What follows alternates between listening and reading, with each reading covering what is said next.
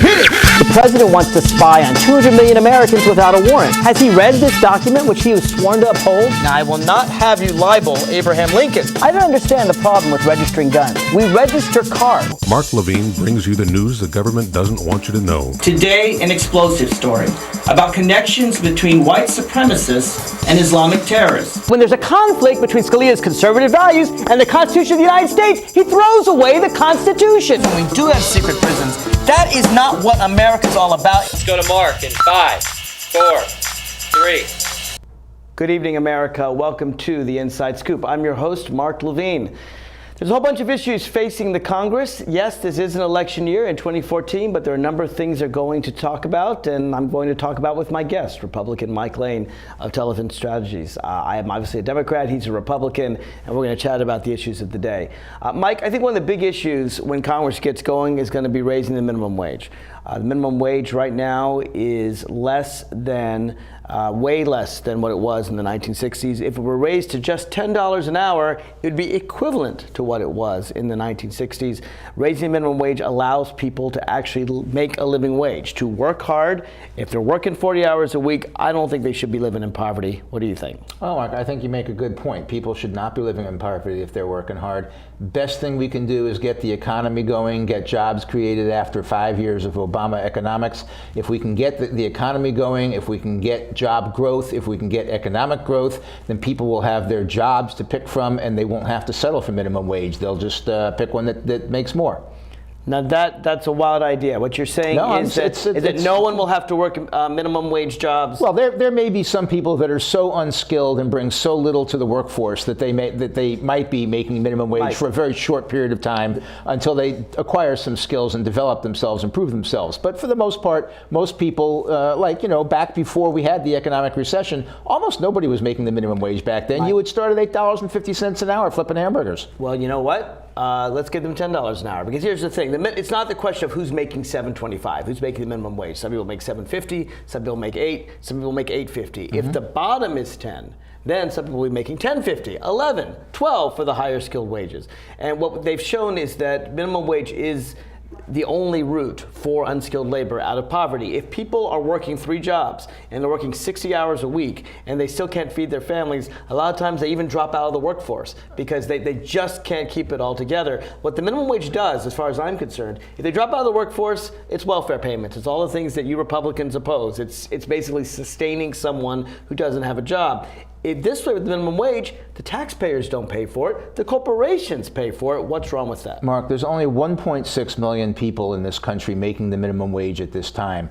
How many are making under $10 an hour? 70% of them. More than that. 70% of them get a raise within the first 6 to 9 months on the job. $7.50 an hour? And they work their way up. Now, who are these people? It's not families of 4. These are teenagers. These are high school students and college kids, working their way, trying to get extra spending money and things like that. They're people who have relatively little skills and they bring relatively little to the job to the job market. Once they get a skill, once they prove they can show up every day on time and do the job, they get raises. They move their way up. Mike, I see what you're doing here. What you're doing, you're saying who makes only $7.25? It's teenagers. It's teenagers. I'm talking about everyone that makes from $7.25 all the way up to $10. If we raise the minimum wage to $10, it's going to affect a lot more than 1.6 million people. Mark, it'll affect tens of millions of people. If they acquire skills, all the people working at $8, $9, and $10 an hour. If they acquire skills and if they show up to work on time and if they do their job and if they're a good cooperative employee, they'll be making $10 an hour in short order. Mike, that's not true. That's not true in our economy. Look, if you look at the productivity of American workers, you'll find that it's gone up every year since it's been measured. Every year in the entire 20th century, 21st century. Every year workers work harder. Every year workers work more productively. But from the 1920s till about 1980, you find that when worker productivity increased, which it did every single year, the rich got extremely rich, using that off the workers. The middle class, they got richer, and the working class, they got richer too. Everybody profited as workers work harder.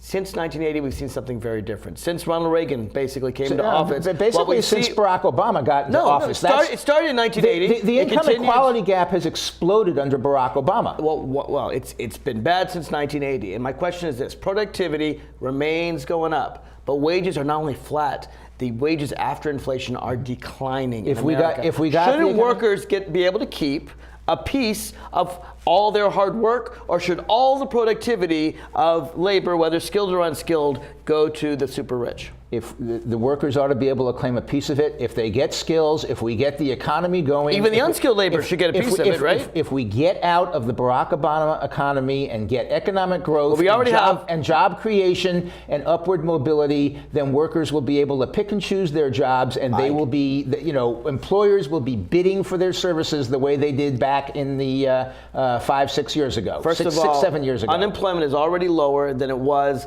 when George Bush was in office. Unemployment's a disaster. Come on. It's definitely too high. It's definitely too high. But the point is that you keep calling it Barack Obama. Remember, it went soaring up under George Bush, and it's already less than it was when Obama became president. You're not seriously trying to call this an economic recovery. Please don't tell me that. It's anemic. And one of the reasons it's anemic is the Obama economic disaster is what we're dealing with. The reason why it's anemic is because the Republican Party has fought hard to cut government spending at a time of depression. Basically, they're doing what Herbert Hoover did so successfully in 1929 to 1932. Here's what Herbert Hoover did. He said, we're in a massive recession after the stock market crash in 1929. Now is the time to balance the budget. And so what he did is he cut spending, he raised taxes, he did everything he could to balance the budget. He took a bad recession in 1929 and he created the Great Depression. Now your party is determined to create the second Great Depression. Mark, let me suggest to you the worst time to cut government spending is in the middle of a recession. Cut it when times are good. Bill Clinton, in the 1990s, we ran a surplus. Your party, I remember very strongly at that time, was complaining about that. But your party wanted to spend under George W. Bush. In good times, that's when you create a surplus. But in bad times, that's when you need to run a deficit. Mark, as you know, since Obama became president, the deficit spending has gone down. Deficit spending has gone down. Has increased by $6 trillion in the 5 years that he's been there. And it's headed for 10 and then headed for 20. You can't make any serious argument that we are not spending buckets and buckets more money than we used to. The deficit spending is out of control, and it's all under Obama. The last year George Bush was in office, the deficit was more than 1.4 trillion. Every year since then, it went to 1.6 it went to 1.3, and then again at 1.3, then it went down to a little bit over $1 trillion, and this year, 2013, the projected deficit is only $680 billion, a dramatic loss. Since that deficit because of sequestration.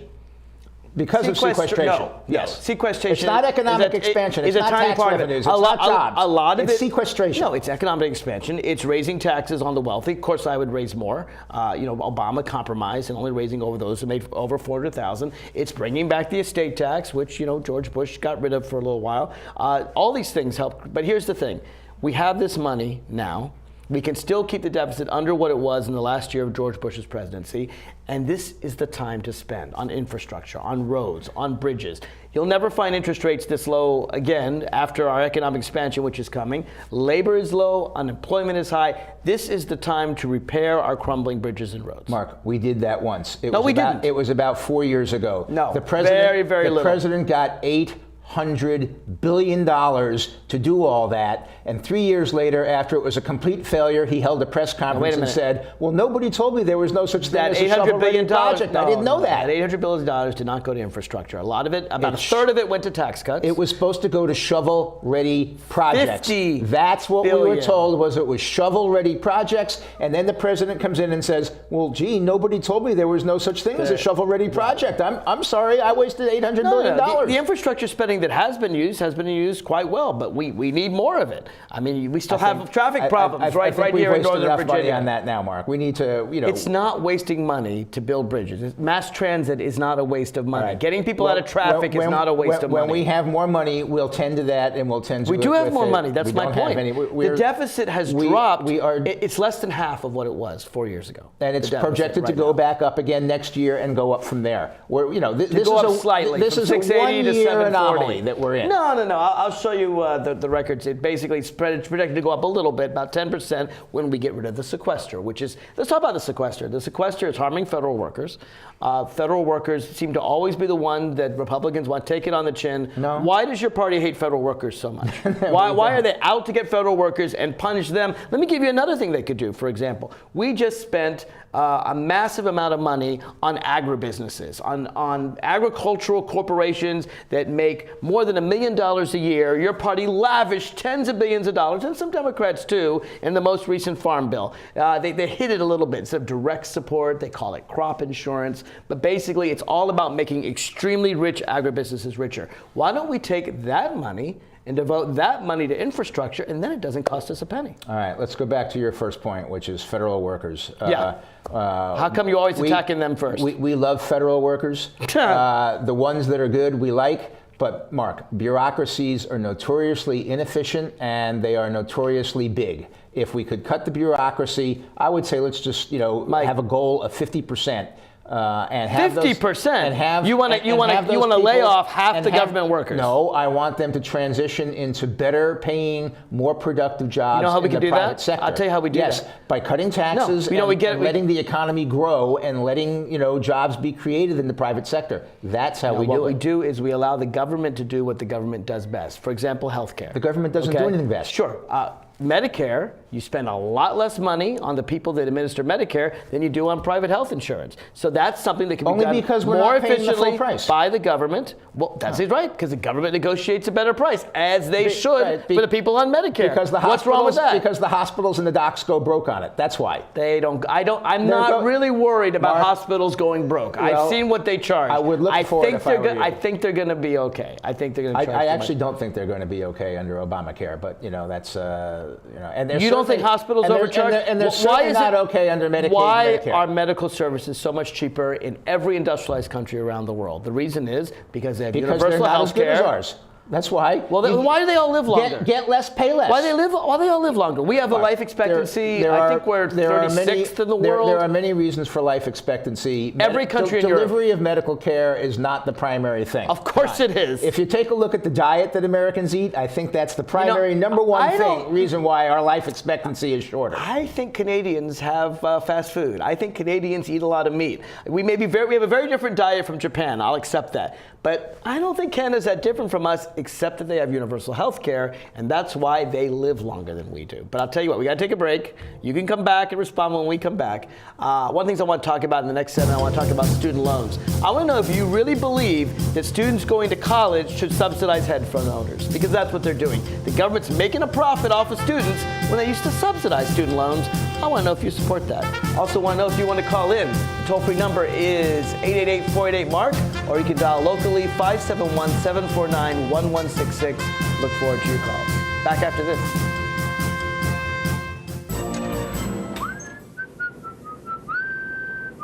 This is firstgov.gov, where we're obsessed with getting you government information. Brand new student loan applications on the site, baby. This calls for a celebration. Where's your uncle? So in the end, it was either take the astronaut gig or come work here. What can I say? Duty called. Dude, that's my cop. Oh, sorry. Yeah. No, I'm pretty sure that's Sam's cop. Oh, sorry. Yeah.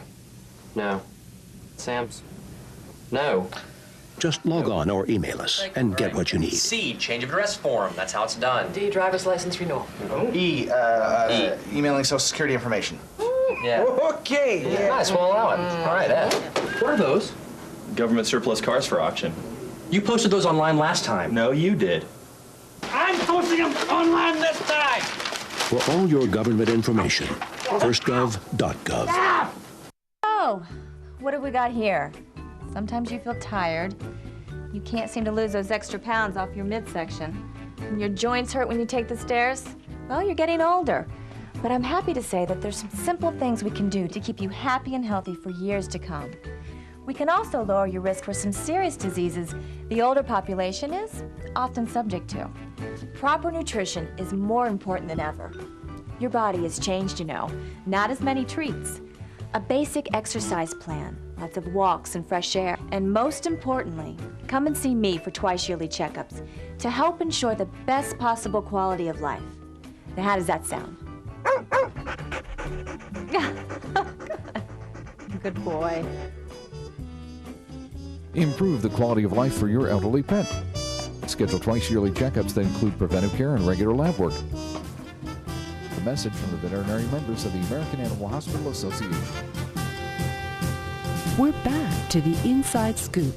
Here again, your host. Welcome back to the Inside Scoop. I'm your host, Mark Levine, debating with Republican Mike Lane on, well, the issues of the day. Mike, I know I want to get to student loans, but before I do, I know you want to respond to me on health care, and I got to be fair. So what is it you were going to say? Mark, I think we're talking about Canada. Is that the... No, I was saying there were many reasons why people's lifespan has different longevities. Mm-hmm. And I think that... And why the United States is the lowest among industrialized nations? Tell me why. And that delivery of health care is not the all to end all in terms of that. There's a lot of things to do with lifestyle. There's a lot of things to do with diet. There's a lot of things to do with a lot of other pieces of the equation. And we are so different from Canada that they have a 2-year greater... They live 2 years longer than we do, Canadians. I don't think Toronto... Listen, Toronto Mayor Ford, I guarantee you, does not lead a healthy lifestyle. All right, he alone is bringing down the life expectancy of Canadians. But I don't think Toronto and Buffalo are that different in terms of the way they eat, the way they live. We do have the best, or we did have the best healthcare system in the world up until about a year ago, and it remains to be seen where we go. We've never had life expectancy nearing these other countries. Life expectancy is not dependent 100% on delivery of health care, Mark. But that's a major part of it. Here's the thing. It's a part. Look, it's not like it's just Canada.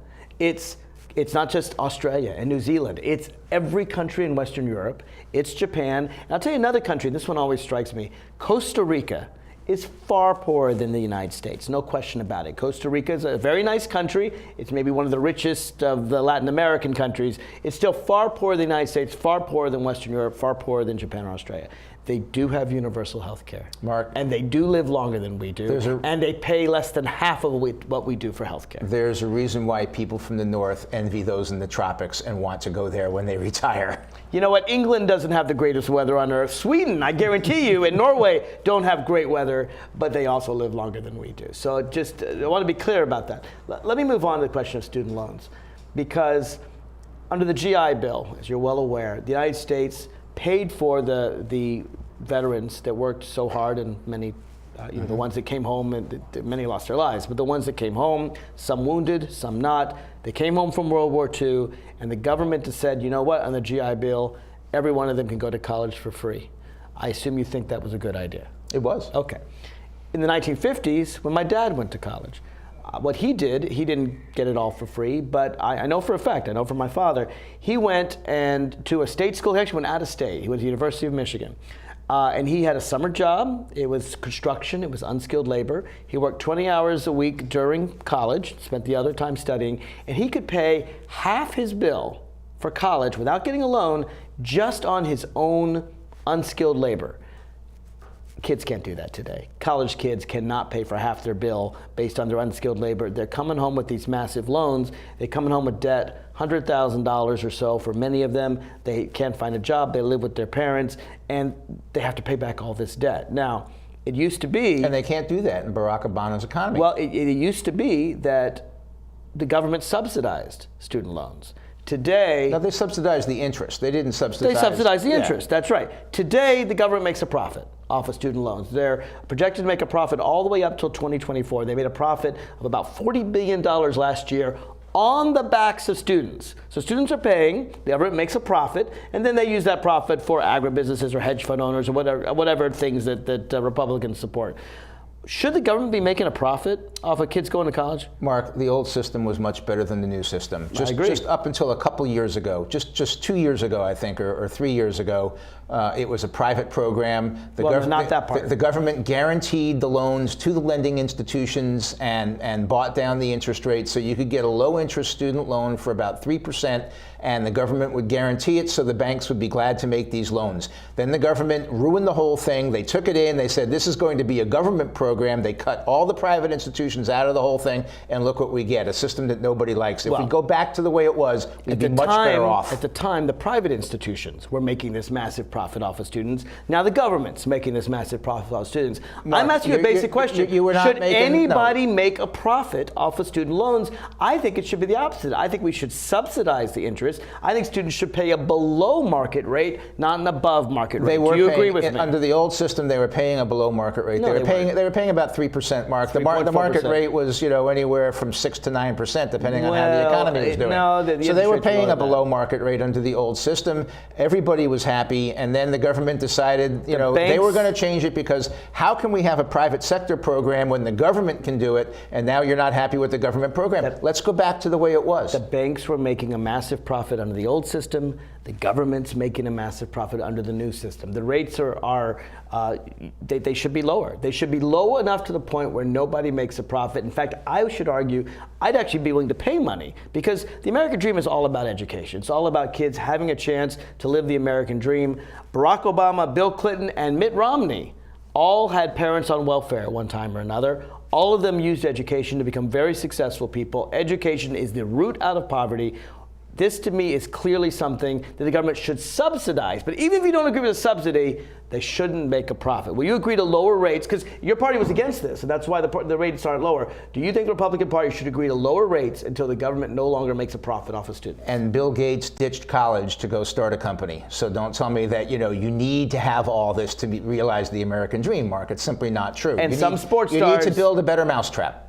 Well, and I'm sure there's some singers who also didn't go to college either. But I think you can agree that Bill Gates is exceptional. Look at Duck Dynasty. And hardly typical. Duck Dynasty, they built a better duck call. And the whole empire is worth about $400 million all because of a silly reality show and not because of their duck call. No, their duck call was actually got them about $50 million to start. So, $50 million off a duck call. Are you really telling American kids not to go to college? Are you saying college isn't helpful? No, I'm saying that it's not mandatory. That there are paths to success that don't include college. There are a few paths to success that don't include college, but for the vast majority of ordinary American people who don't invent a better computer or a better duck call, college is the route to success. And it's the route to success for, I don't know, I say 90% or so.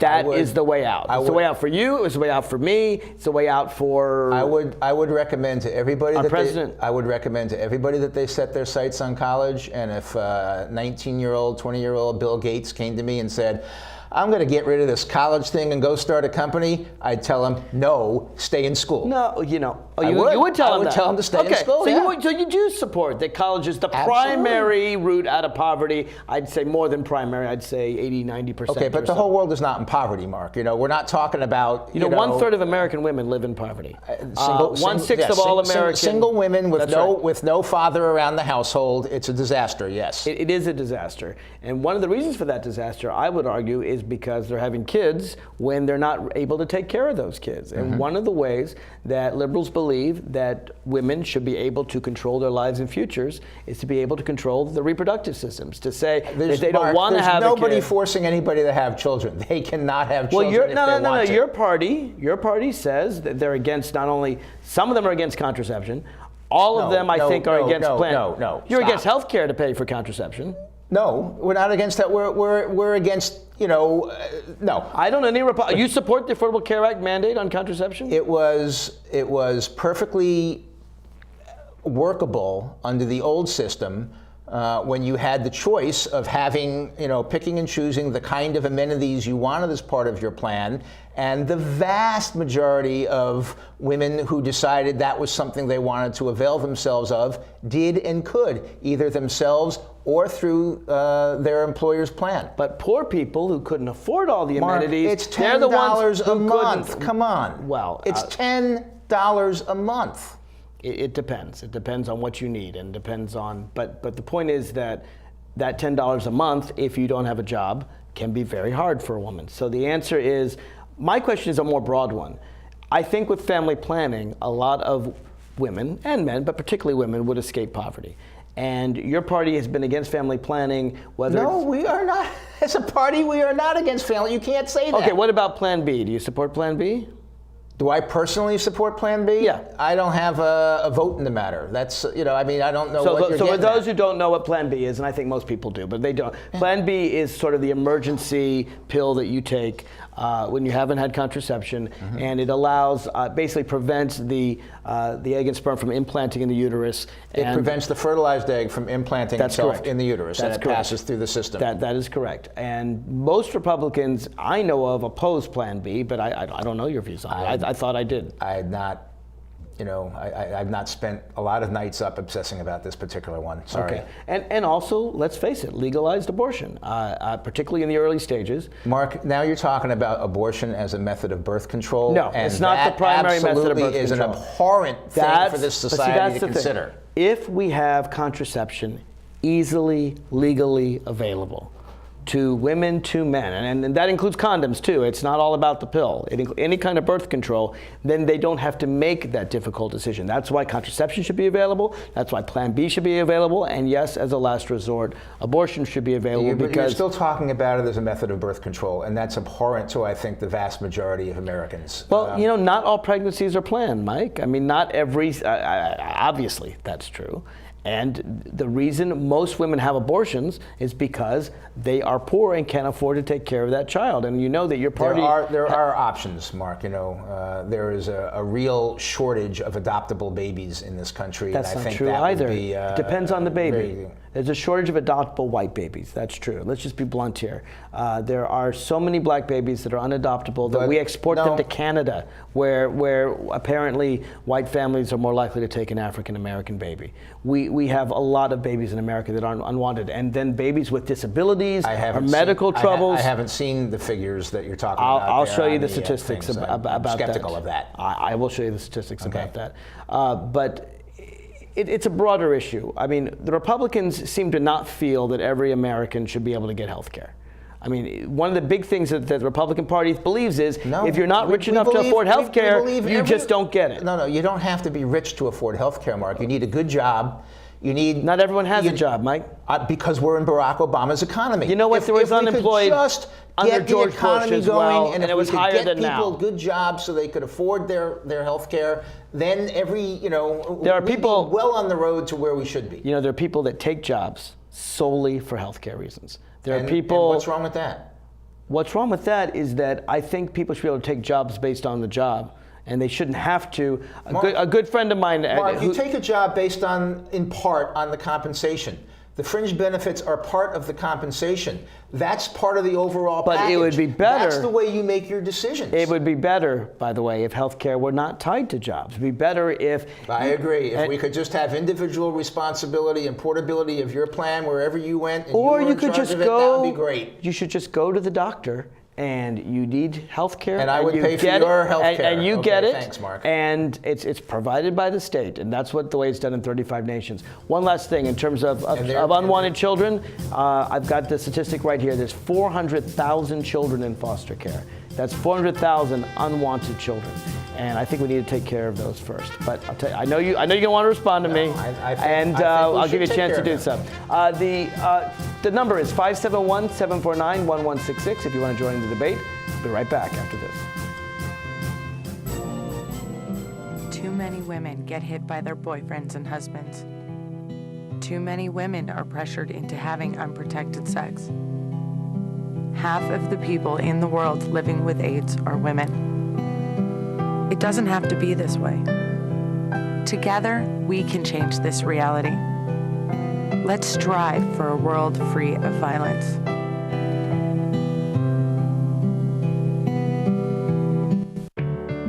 At Volunteers of America, we don't just give kids a way to stay off the streets.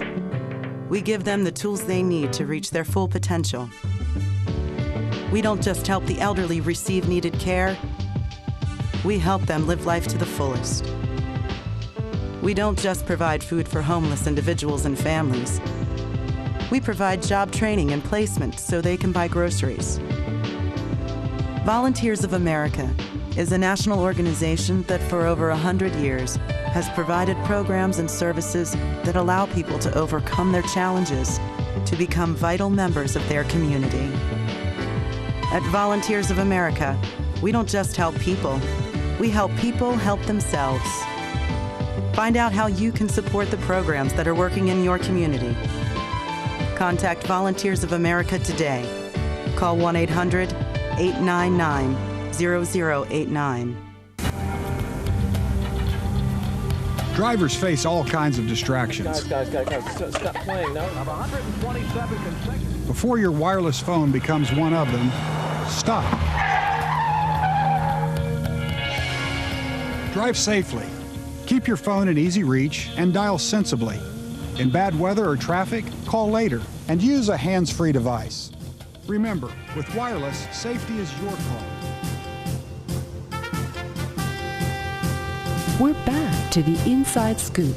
Here again, your host. Welcome back to the Inside Scoop. I am your host, Mark Levine. I am here. I'm obviously a Democrat. I'm here with Mike Lane, who's Republican. We're talking about the issues of the day. And we were just talking about, well, actually contraception, because Mike, you were saying that Republicans don't oppose contraception.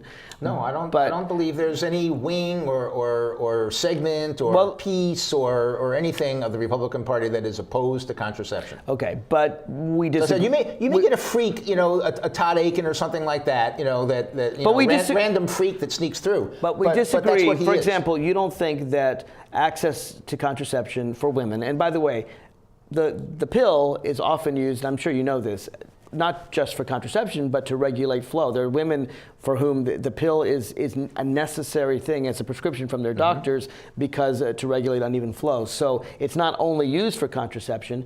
Shouldn't that be included in a basic health care program, just like Viagra is for a lot of men? And I think Viagra is a lot less necessary than the pill. I think you do it a disservice to compare it to Viagra. I think that's apples and oranges. And I think it's more necessary than Viagra. Yes. I think for the example you just used, the answer is clearly yes, and I believe it to be covered in about 100% of plans. Well, and it should be, but that's something that your party opposes under the Affordable Care Act. No. Sorry. Party of no. No, that's not what we... That's the problem with your party, but we'll get to that later. That is a medical necessity prescribed for irregular periods or something like that. There is nobody that opposes that. It should be covered. It has been covered. It will be covered. And there's nobody who's saying it won't be covered. Here's the thing about contraception. It's a lot cheaper than the alternative. And if people want a child is a wonderful, wonderful thing. And if people don't want a child, then it's horrible for the child, it's horrible for the parents, it's horrible for society. Unwanted, we just talked about the 400,000 children in foster care. It seems to me that providing, even if it's only $10 a month, providing contraception, providing condoms to high school students, these are ways to prevent unwanted pregnancies, and they're a lot preferable than abortion. They're available over the counter. They're cheap. You know what? They're not every 16-year-old anyplace. wants to go and buy condoms. It's something that they're afraid to do. If it's available in their school for them to pick up.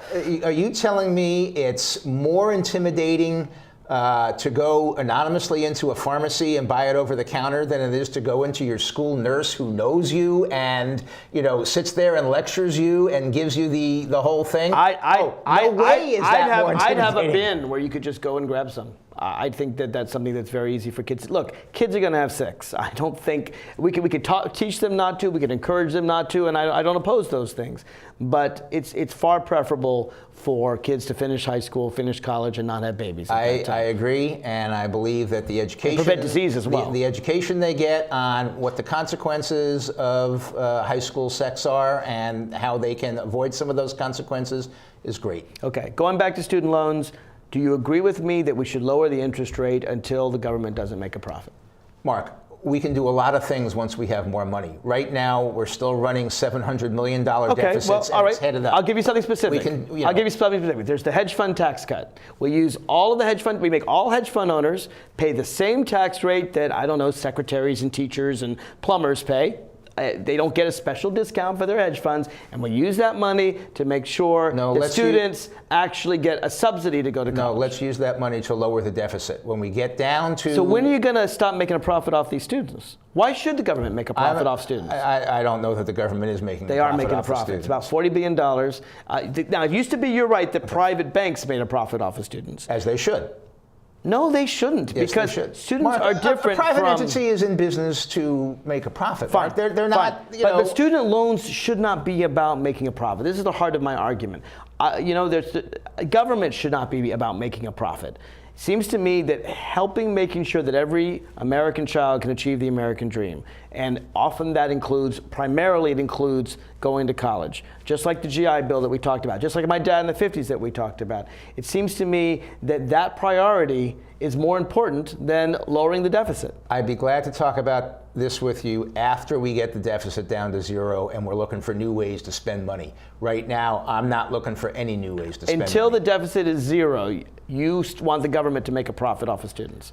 I don't want to find any new ways to spend money until we have the deficit under control. Let's talk about deficit reduction. You support making hedge fund owners pay the same as other rich people? If it's ordinary income to them, yes. Well, I think we can play with what's ordinary income and capital gains and so forth. What hedge fund owners do, as you know, is what they do in their ordinary income, their ordinary business, they declare it all as capital gains. That's how they get such a cheap payment. Right. And let's make it ordinary income because it is ordinary income. That's their business. Right. And if that's what they are doing as their full-time job, and that is their ordinary income, then it ought to be taxed. All right, so we agree. We've already lowered the deficit, you and me here. Let me give you another play to lower the deficit that I think I'm going to get some agreement on. Just recently, the massive farm bill passed. And while I support food stamps, and maybe you don't, we'll get to that, I certainly support that. But the other thing we've done is subsidize particularly rich farmers. And they're doing it differently now. They say there's no direct payments, but there's crop insurance. And the crop insurance insures you even when the year's not very bad. It's the same stuff, a little more hidden, and the massive, more than 80% of it goes to agribusiness, making over $1 million a year. I am fine with protecting small farmers. We can talk about where that rate should be, but clearly an agribusiness making $1 million a year does not need the taxpayer subsidy. Let's cut that. Let's save $100 billion in deficit right now. Mark, the farm bill, you probably will agree with part of this. You'll agree with my conclusion. I like the food stamp part of it. The Farm Bill is an unholy alliance between the food stamp side and the agribusiness side. True. And I support the food stamp side. The food stamp side is so corrupt and riddled. No, it is. We'll get to that in a minute. It is. It's expanded so dramatically.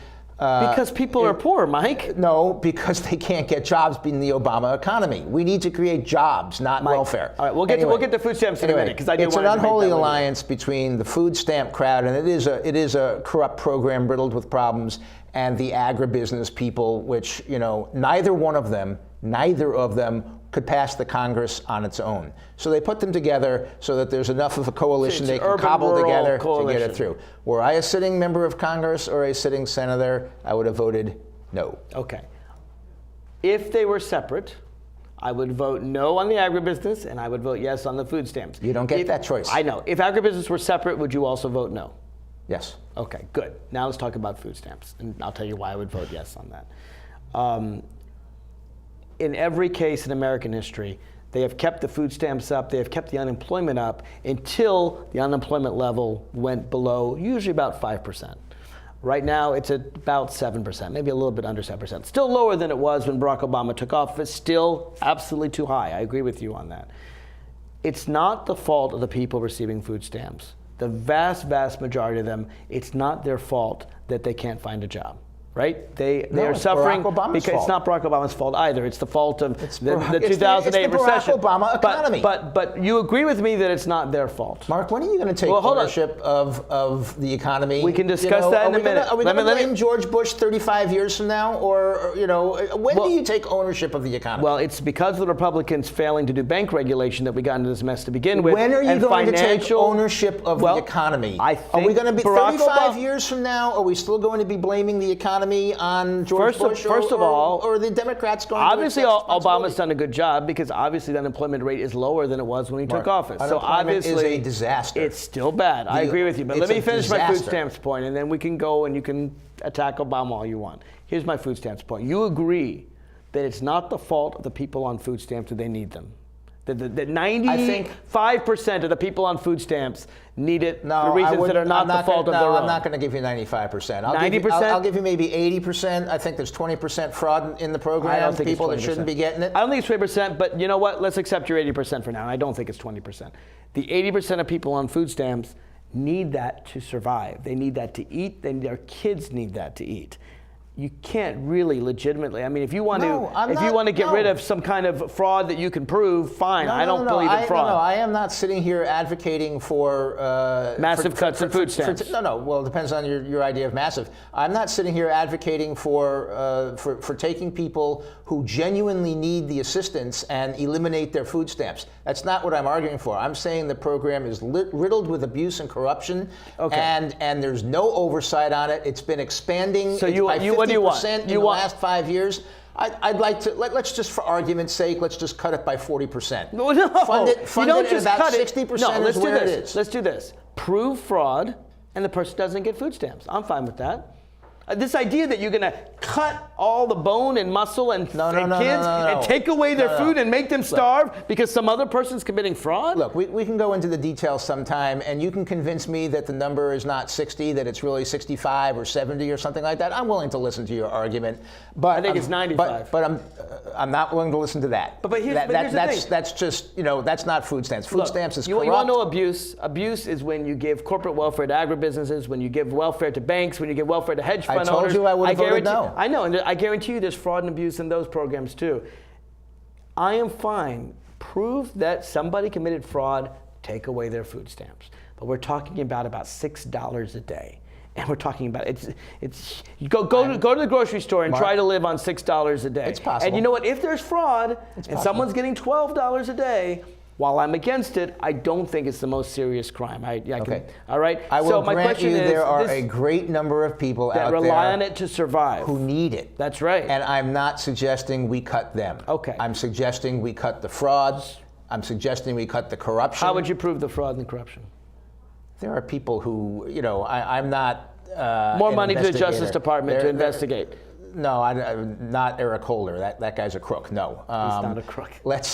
He is. He's the I want to talk about a really good thing Eric Holder met. Did when we come back from break. Eric Holder's never done anything good. He did a very good thing. He decided to recognize every single gay couple in America under federal law. He just announced that this week, and way to go, Eric Holder.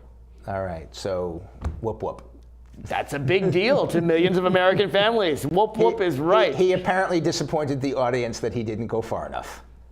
Well, he can't force states that don't accept marriages for gay couples to do that, although the courts are coming in that direction, and I think within a year or two it's going to happen. It's unfortunate that we can't achieve your goals through legislation and societal I think they've been achieved they've been achieved through legislation in many states. But the courts are the wrong place to do it. No, the courts are the only place to do it. You know how we got rid of Jim Crow laws? Not through legislation. You're going to wind up in the same place as Roe Wade, where the court stepped in when it wasn't supposed to. It made an arbitrary decision. It came out with something that the country didn't accept. And 50 years later, 40 years later, we still have, the most divisive issue that we've ever had. If the courts stay out of this, then I believe you get most of what you're looking for in short order. But if the courts step in, you've got the society torn apart, the very fabric of society torn apart, just like Roe Wade. The correct comparison is not Roe Wade. The correct comparison is Loving v. Virginia or Brown versus Board of Education, where you have a majority persecuting a minority.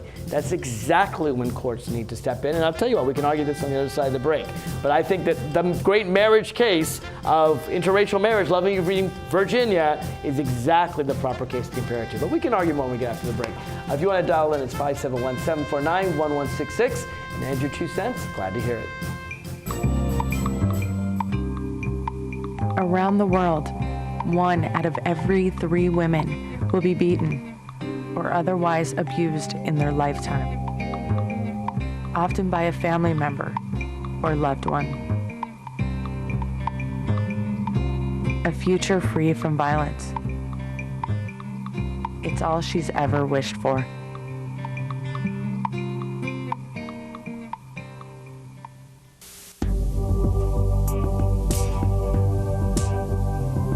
Did you know you have the power to stop children from joining gangs?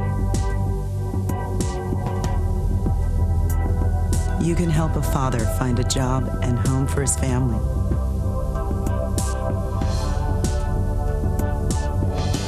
You can assist a woman who can't afford the medicine she needs to live and the home she can't live without. You can choose to make a difference in our community.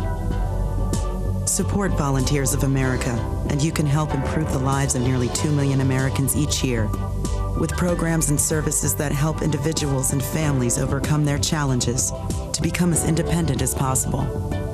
Support the programs that are working in our community. Contact Volunteers of America today. Call 1-800-899-0089. For some folks, saving for the future is easy, but for you, it might take a little more effort. Saving for your future is your responsibility, and there's a lot to save for. I never thought of that. Like your child's education, perhaps uncovered medical expenses, or just to be sure you can live the way you want when you retire. The time is now to save for tomorrow. Save now or work forever. The choice is yours. We're back to the Inside Scoop. Here again, your host. Welcome back to the Inside Scoop. I am your host, Mark Levine. This is the last chance for you to call in if you want to. It's 571-749-1166. I am a solid Democrat. My guest is a solid Republican. But what we do is we sit here and we discuss the issues of the day amicably, which is frankly what they should be doing in Congress, and they're not doing enough of, as far as I'm concerned. We agree on another thing tonight. There you go. So let's just finish our talk about Eric Holder's decision to recognize. I think you would agree that under the Windsor case, the Supreme Court case, which basically overturned the Defense of Marriage Act, you may dislike many things Eric Holder does, but recognizing the federal rights of gay couples is a logical outgrowth of Windsor, and it's the right thing to do. I would really have to go back and reread that case and then read Eric Holder's logic for deciding this. He has a legal opinion that he's issued as to why he's doing that. I would have to read those before I agree with you, but I will grant you that it doesn't surprise me. Okay. Now, you said that now the next step, obviously, is the one that just occurred in Utah. They also, there's a court in Oklahoma that has agreed. There's actually a big case in Virginia exactly on whether or not states deny equal protection under the laws to gay couples when they don't let them marry. And you said that this could all be done legislatively, and it's true that about 10 states or so have been done legislatively. Another 7 states or so have been done via the courts. My numbers may be off slightly, but about half and half, courts and legislature. And sure, it's great when the legislature does this. But I think we've learned from the 1960s that sometimes you have a hostile majority attacking a minority. Jim Crow laws are the classic example. But the other classic example is Loving v. Virginia, the infamous 1967 case, which said to 13 states that still wouldn't allow blacks and whites to marry, you can't do that. That's unconstitutional. No one I know actually argues about Loving. They argue about Roe v. Wade, I'll grant you that. I don't know anyone seriously in either party who attacks that decision and says it was the wrong thing to do. And you remember in 1948, half the states didn't allow blacks and whites to marry. And by the time of Loving, it was still 13 states, mostly in the South. When a majority attacks a minority, that's very different from Roe v. Wade. But when a majority attacks a minority, isn't that the clearest case for the U.S. Supreme Court to step in? You're right. Nobody argues against the Supreme Court's decision in Loving.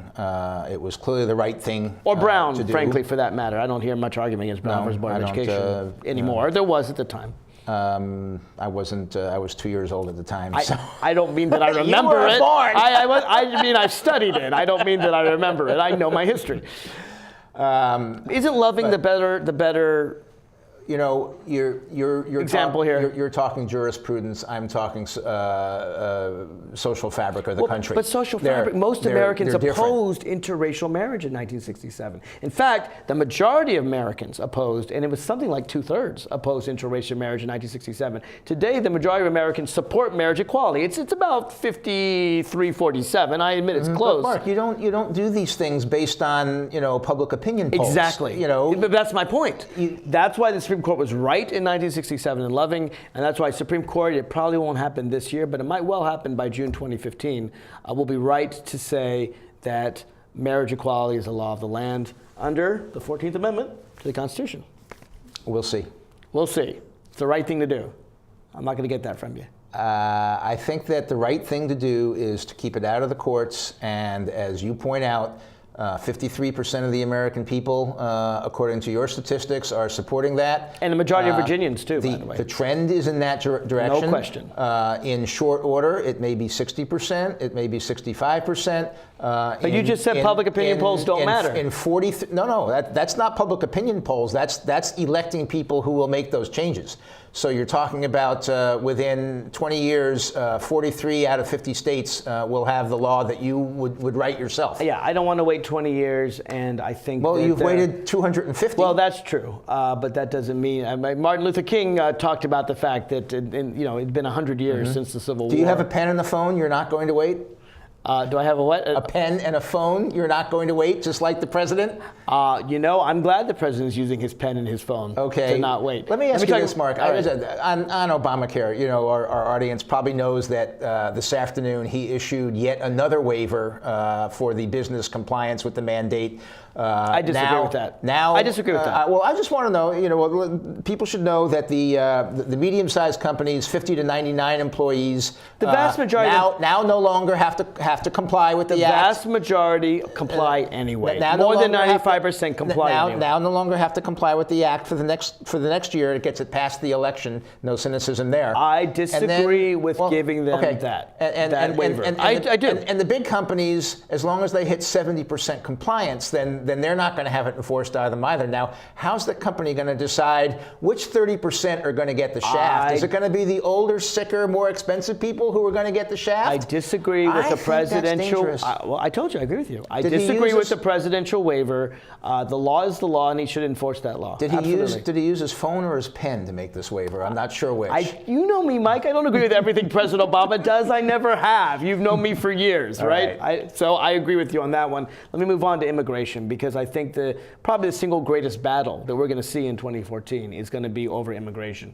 Your party, the Republican Party, claims it wants immigration reform, claims it wants things like the DREAM Act, which for those of you who don't know is the thing that allows people who came to this country as kids and therefore didn't choose to come here, because most 4-year-olds don't walk across the border alone.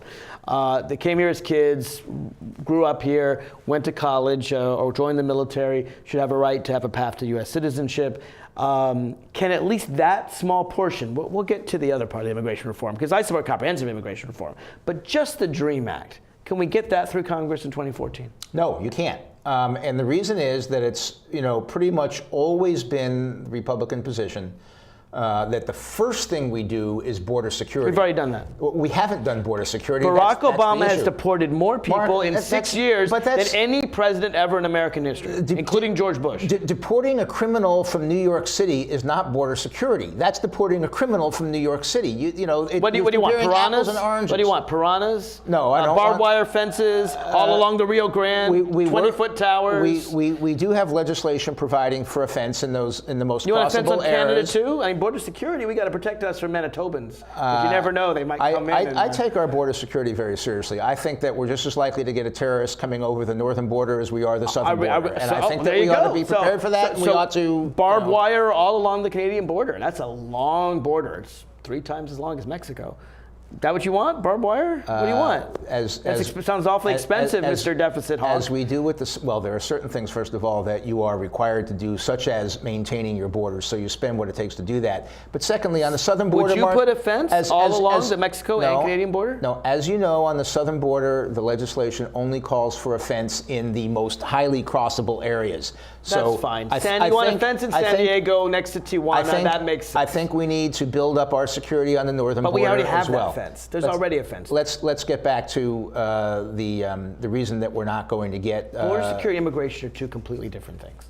They really are. No, they're the same. Well, they're 2 different things, but yet they're interrelated. No, look. First of all, half the people in America, well, maybe it's 40%. 40% of the people in America, they come here and are undocumented and are here, not according to the law. They don't cross our borders at all. They fly in. They come in. They overstay. They're not from Mexico either. They overstay. They overstay their visas. and they stay here. I don't know what Mexico has to do with this. We're not talking about Mexico. We're talking about. But if you're talking about border security, it's not just the border. It's people flying in. It's airports. Well, we have to beef that up too. And I have to tell you, we have to the be verified. The 9/11 terrorists didn't cross a border. I mean, they didn't cross a land border. They came here. They came flew in here. legally. Right. So all this focus on the fence. Don't you think that's a little overrated? Don't you think that we'd have more border security if we actually protected ourselves from people who overstayed their visa and might be on a terrorist watch list, which I support, rather than putting piranhas and barbed wire along the borders? We're not going to put any piranha anywhere. No piranhas? No piranhas. Oh, sorry. I thought you folks wanted piranhas. It breaks your heart, I'm sure. No, border security is one part of the three-part equation. The other one is an enhanced, and active, and effective e-verify system for employers, and the third one, I'm fine with that. And the third one is an enhanced system of tracking people who do come in legally and then overstay their visas. Those three things all need to be done. Once we do that, then Republicans are glad to discuss anything. You know, right now, I looked it up recently. If you're, and this is just the example that I found, if you're a Filipino person, a Filipino American who actually became a citizen, and you want to bring in your brother or sister from the Philippines, and you put in your application, you stand in line, do you know what they're processing from? From 1987. So you only have to wait 26 years, and they're going to process your application. Our immigration system fails any measure of fairness or understing. I agree. We need to open up our borders largely. You know, when my family came 100 years ago, you just had to not be an anarchist and not have certain diseases, and they let you in. And that's probably when I don't know when your family came here, but that was pretty much the rules. On the Mayflower. Yeah, we were okay, here but first. you know what? You didn't ask permission either. I guarantee you, the Native Americans, they didn't want you folks here. So why do we need such strict rules anyway? Actually, criminals, fine. I don't want criminals My here. family was part of the Irish wave in the 1800s. Okay, there you go, 1840s, and they weren't welcome either, I should note, and neither with 1880s actually. The Germans weren't welcome. All these immigrants that weren't welcome have become great. Their descendants have become great American citizens, and actually the immigrants themselves often become. I mean, I would argue the one thing that distinguishes the United States from every other nation on earth is because we are a nation of immigrants, and that diversity is what makes us strong. Why is it that Republicans are always trying to close the door to new immigrants? We're not trying to close the door. We are trying to expand the H-1 visas. I mean, we want to literally explode that program to bring in many more of the highly skilled workers that our economy needs to make it grow. Democrats stop us at every turn on that one. Were your ancestors that escaped from the Irish potato famine, were they highly skilled? Probably not. I know my great-grandfather wasn't. My great-grandfather. They may have been highly skilled potato farmers. My great-grandfather was a tailor. He sewed together women's dresses. That's highly skilled. No, it's not highly skilled. I mean, I'm glad he made it, and he actually, by the time he died, he had several stores in the South. But I wouldn't call that highly skilled. I would call skilled, maybe. People come to America for all kinds of reasons, and the vast majority of them are just trying to live the American dream. And I don't think you have to be an engineer or a physician to get in America. There have to be limits. We can't have open borders. If you don't control your borders and you just let everybody in who wants to be here, then what's the point in having borders? We got to keep out terrorists. We got to keep out criminals. We got to keep out people. So you don't believe there should be any quotas at all for immigrants coming into the country, as long as you point out, you don't have any diseases and whatever your other criteria was, come one, come all? If you're not a criminal, I would vastly increase our quota. And I wouldn't have quotas by country either, because I think the answer is it's an overall number of people. And if we get them from one country to another country, you really shouldn't care. So we'll have to take that issue up for another day. Thanks for coming on the show, Mike. Pleasure. I appreciate it. If you want more information on the Inside Scoop, just go to marklevinetalk.com, MarkLevinetalk.com. Thanks again, Mike. All right. Good show. I thought we talked about a lot of interesting topics.